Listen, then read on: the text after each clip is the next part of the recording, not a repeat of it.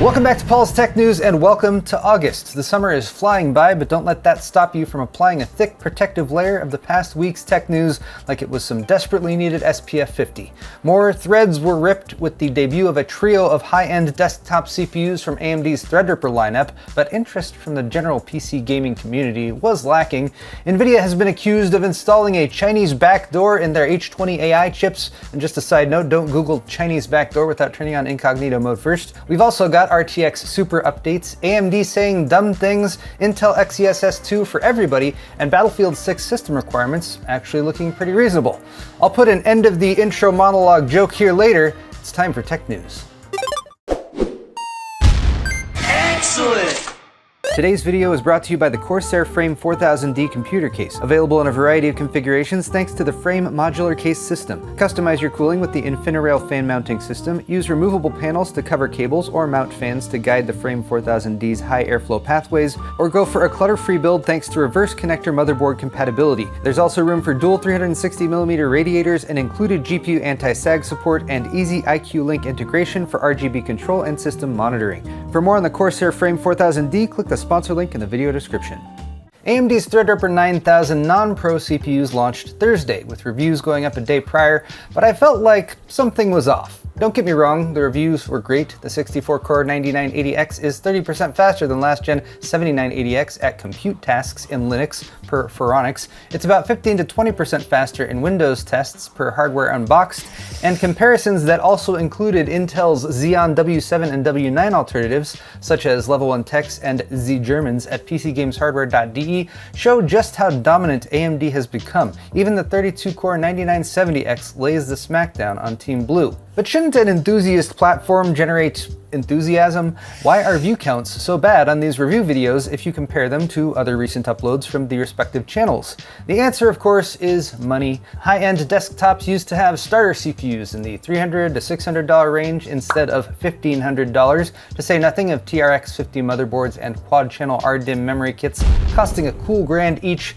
and no sane home PC builder needs all that, especially if your focus is gaming, when there are 16-core X3D CPUs on the mainstream platform for way less. And I'm not saying there are no home users who Threadripper is a good choice for, I'm just saying there are way fewer semi-casual gamers / PC enthusiasts who see Threadripper as a worthwhile platform to claw their way up to, which stands in stark contrast to the previous high-end desktop experience.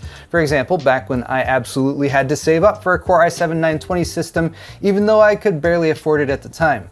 I made this Venn diagram to illustrate how the contraction of the PC gaming community's excitement for high-end desktop platforms has resulted in its greatly reduced popularity, but then I realized that that's not even really how Venn diagrams work at all. My point is, let's stop calling this enthusiast platform high-end desktop, because based on prices, it really should be called entry-level enterprise. Meanwhile, the People's Republic of China has summoned forth Jensen of the clan Nvidia to stand trial for high crimes most grievous. For according to the CAC, the Cyberspace Administration of China, it has been discovered that the very H20 AI GPUs that Nvidia specially made for China also contain backdoors, and not the good kind either. It's unclear whether Nvidia's H20 chips can cause security vulnerabilities or be remotely disabled by Nvidia, but here are the facts as reported. The US government for some time now has been very wary of China's AI capabilities, and both the Biden and Trump administrations enacted or renewed export restrictions that prevented the most powerful AI chips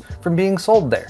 Nvidia and AMD responded by designing new chips that slipped in just under those restrictions, and that back and forth has been covered pretty extensively on Tech News. But banned chips keep showing up in China. So back in May, a bipartisan group of House reps introduced the Chip Security Act, requiring backdoors to be built into AI chips that would allow them to be location tracked as well as remotely disabled.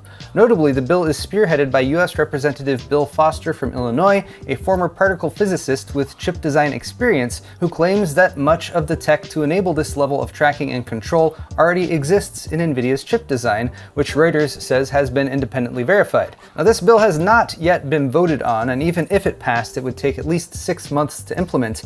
But that apparently hasn't stopped China's Cyberspace Administration from investigating chips already in the wild. Now, the CAC's accusation remains a bit vague for now. There is no direct indication that a backdoor has been discovered, but they might be playing their cards close to the chest until they can hear what Nvidia has to say for themselves. The H20 was only just recently reapproved for export to China, as the US is apparently now also concerned that all the chip bans have upped the demand for AI GPUs overseas, causing domestic Chinese development to ramp up. It's a dangerous game of cloak and dagger, international geopolitics, and espionage, and all I can think is, remember video games?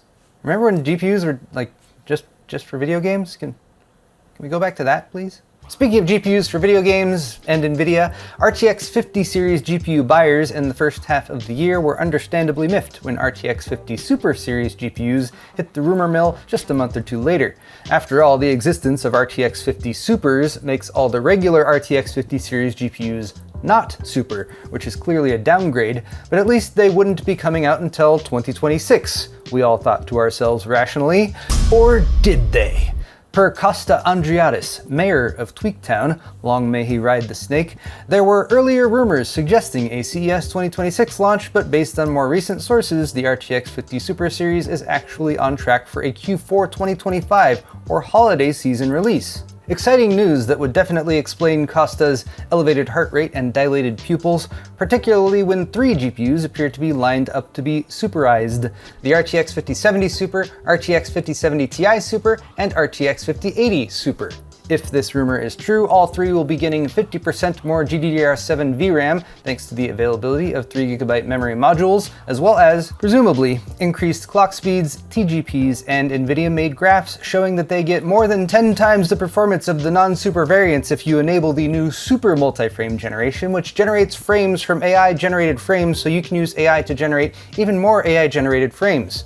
No word on pricing or any more specific launch date than Q4 was shared, and this article is the only source so far for this information. But Andreadis did end by asking if we could tolerate a half dozen or so more pop-up ads on the Tweaktown website so he could get some more of that China. He's probably talking about H20 GPUs. Speaking of things that increase your heart rate, it's time for tech briefs, which are actually available over the counter.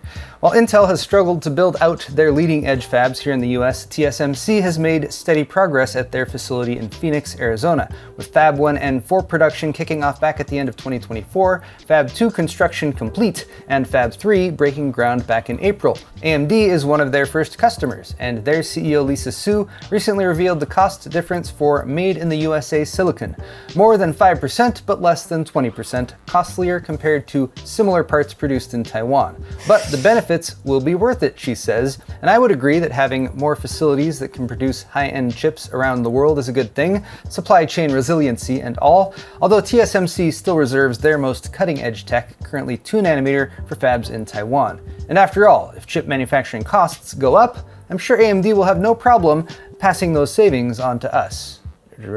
Sorry, the opposite of savings. On a related note, AMD also has all the ingredients for a killer entry-level APU. That's a CPU with integrated graphics, by the way, that would truly shake up budget PC gaming. Simply combine 6 or 8 Zen 5 cores from the current gen Ryzen 9000 CPUs with the Radeon 8060S mobile iGPU in the AI Max Plus 395, and boom! You'd get about RTX 4060 mobile GPU gaming performance, as demoed by Jared's Tech, without shelling out $300 plus for a discrete graphics card. And we thought that's what AMD had in the works with the rumored Ryzen 9000G APUs coming out later this year, but another rumor via Chip Hell circulated Wednesday that says otherwise. AMD might instead be doing what they do way too often and refreshing the 8000G series instead, calling it 9000G but still using Zen 4 cores with half the cache as desktop, as well as the same old RDNA 3 iGPUs like the Radeon 780M. Disappointing. Hopefully this one really is just a rumor. And hopefully you're not rocking a Radeon 780M if you plan to play Battlefield 6, which launches October 10th, but actually, you probably can play it if you have a reasonable mid-range system from the past 5 years or so. EA apparently wants an extensive pool of potential BF6 buyers, and keeping system requirements reasonable is a great way to do that. For a CPU, they recommend an Intel Core i7-10700 or AMD Ryzen 7 3700X, so it does seem like an 8-core is preferred. But for GPU, you just need an Intel Arc B580, Nvidia RTX 3060 Ti, or Radeon RX 6700 XT, and you should be good to go. And minimum specs say you can get by with a 6-core i5-8400 or Ryzen 5 2600, and an RTX 2060 or Radeon RX 5600 XT 6GB. Early access gameplay feedback is also pretty positive, so Battlefield 6 might not suck. Finally, we've not talked Intel much this episode, it's just too depressing, but I do have some good Intel news as a bit of a palate cleanser, and it's even ARC news, so all the better. Intel XeSS 2, which includes frame generation as well as a suite of upscaling tools, is now upgraded to version 2.1, and it works on any GPU that supports shader model 6.4 or better. That means it includes Nvidia 10 series GPUs or newer, or AMD Radeon RX 5000 series GPUs or newer. Intel super sampling tech on Nvidia and AMD GPUs. What a glorious example of all these rivals working together, with the only downside being that there's only 22 games that currently support it. Hopefully that will increase soon. Still, it provides more choices for gamers to improve their frame rates and visual fidelity, and it keeps Intel Arc in the conversation and good graces of PC gamers who are rooting for them to not get axed like so many other Intel departments have of late. We are still holding out hope. But I hope that you guys have enjoyed this episode. There you have it, tech news for the weekend. If you liked it, click that like button or leave me a comment down below. While you're down there, all of the articles I talked about today are linked in the video's description if you're interested, and you can check out my store at paulshardware.net for high quality merchandise, t-shirts, hoodies, beer sets, and more. Subscribing to my channel is always a good call too. Thanks again everyone, and we'll see you next week.